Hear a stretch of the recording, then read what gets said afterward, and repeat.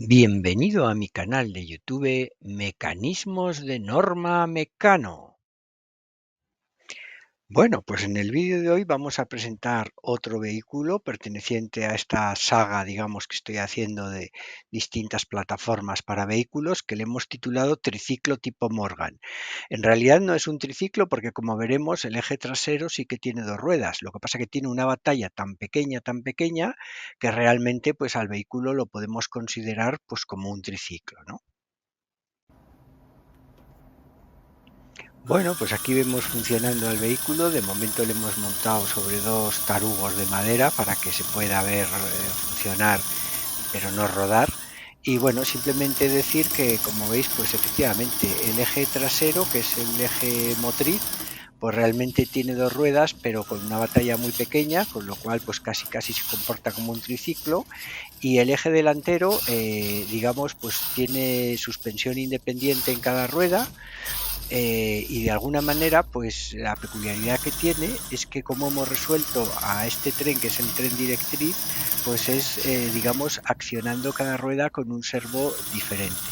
Eso sí, los dos servos están sincronizados, reciben la misma señal de control y bueno, pues me ha parecido una solución curiosa que no había aplicado nunca y que, bueno, simplifica mucho el tema de hacer una dirección, especialmente cuando la dotamos de suspensión.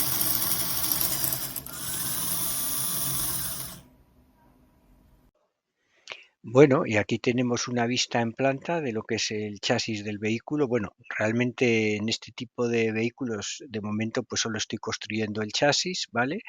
Deciros que el vehículo es pues bastante modular, que tiene de alguna manera suspensión en todas las ruedas. En el tren delantero, que son las ruedas directrices, la suspensión es independiente en cada rueda. Y en el tren trasero, pues lo que hemos hecho ha sido darle elasticidad a ese eje con esa batalla tan corta, que al poner digamos, las ruedas tan juntas y con esa batalla tan corta, pues nos hemos ahorrado el tener que poner el diferencial trasero. Y realmente, pues como veremos en el siguiente vídeo, pues el comportamiento del vehículo en conducción pues es bastante majo. El vehículo está radiocontrolado con la típica arquitectura de radiocontrol que suelo emplear para estos modelos y bueno, pues en el siguiente vídeo le vamos a ver funcionar un poco.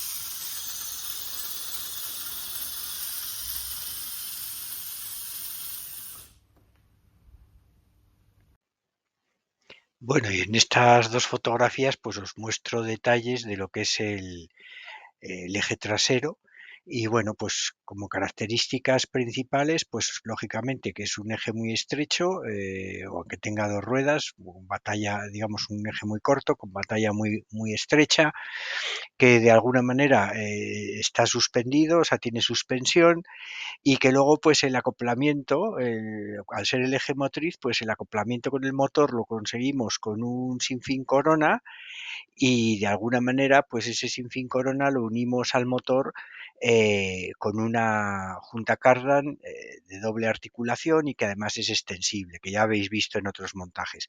Los motores son los típicos motores que adquiero en los marketplace que llevan reductora.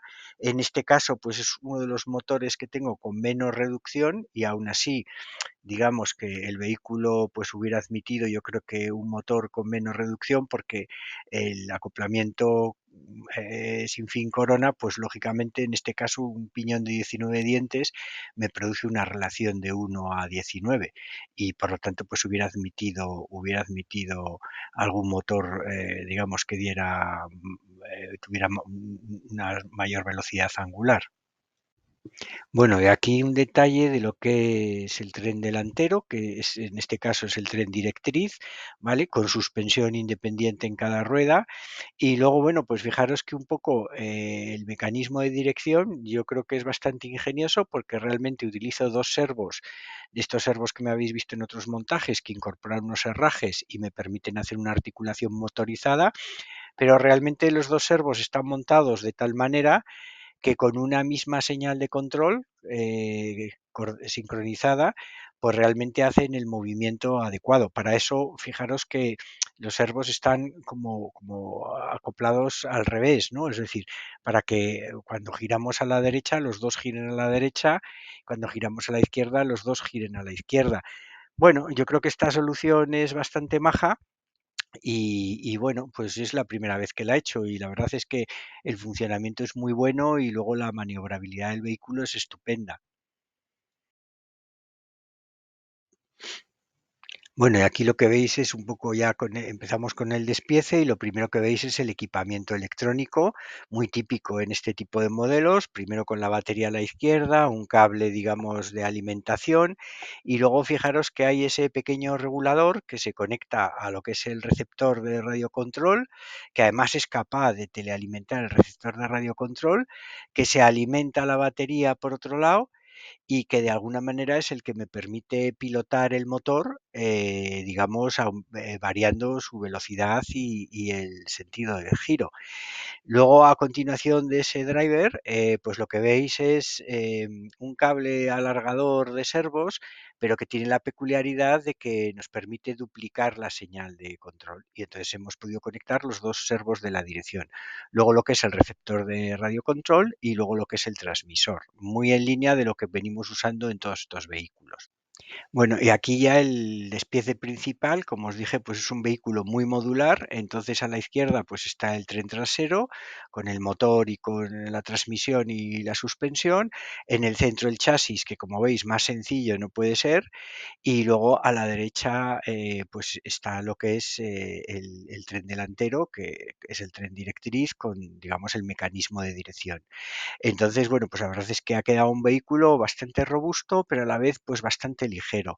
Y yo creo que digamos que con ese aspecto un poco, pues como de chasis de un coche deportivo, ¿no? Que era un poco lo que buscaba. Quizás si lo hubiera carrozado, pues hubiera podido parecerse a esos coches ingleses, los Norton, que bueno, pues sí que hay algunos modelos que son realmente triciclos, pero que bueno, se podrían parecer un poco a ese tipo de vehículos, ¿no?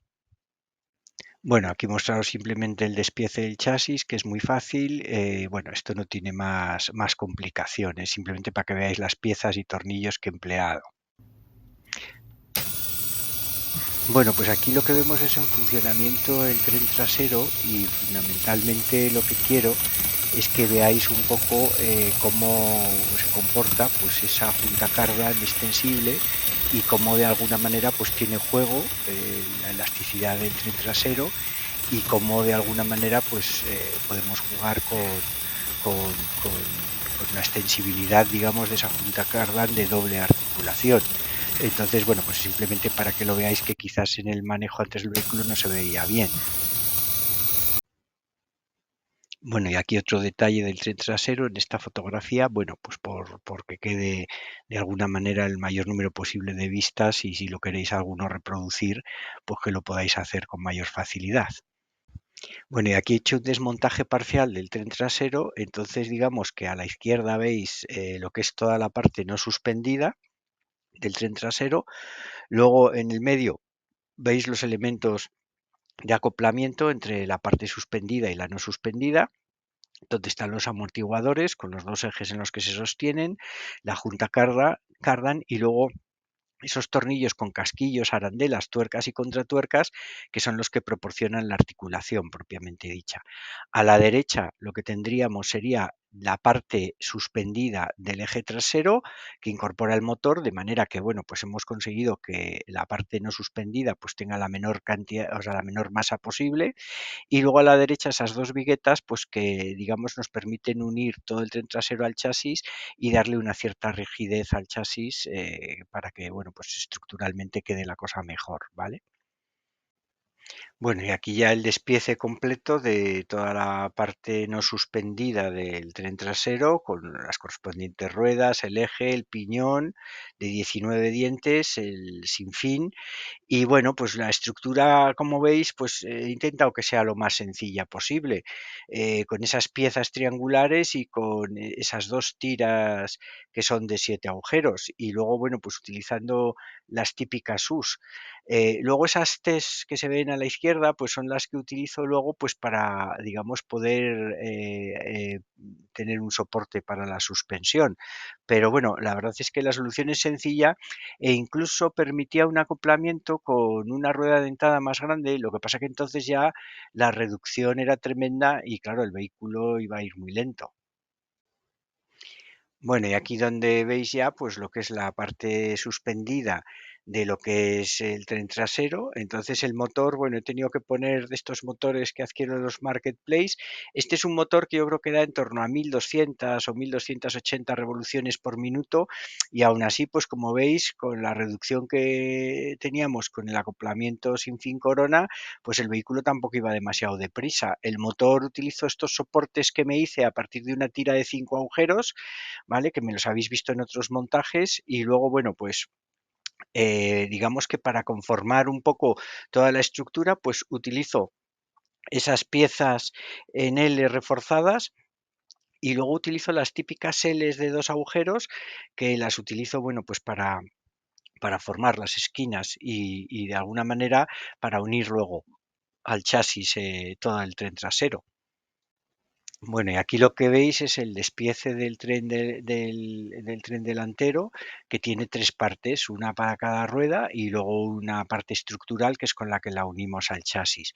Claro, fijaros que eso es importante, que los herrajes, vamos a decir, no articulados del servo, forman parte de esa estructura, porque digamos esta solución, un poco el inconveniente que tiene es que la propia caja del servo, las propias cajas del servo junto con sus herrajes, pues conforman la estructura y eso, bueno, pues si el vehículo sufriera mucho en el sentido de tener choques o lo que fuera, pues podría, digamos, afectar y dañar al servo.